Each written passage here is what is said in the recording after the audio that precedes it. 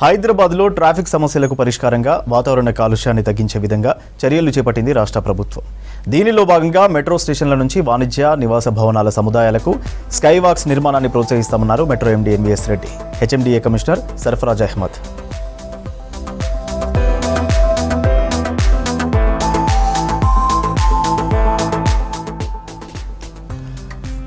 ఇప్పటికే Panjagutta, Hitec City, Erramanzil metro స్టేషన్ల నుంచి మాల్స్కు పై వంతెనలు నిర్మించింది ఎల్ఎన్టీ.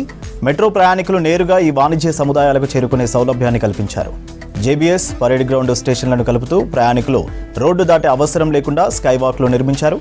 రాయదుర్గం మెట్రో స్టేషన్ నుంచి మైండ్ స్పేస్లోని 11 టవర్లలోకి ఉద్యోగులు వెళ్లేందుకు అధునాతన స్కై వాక్స్ నిర్మించారు.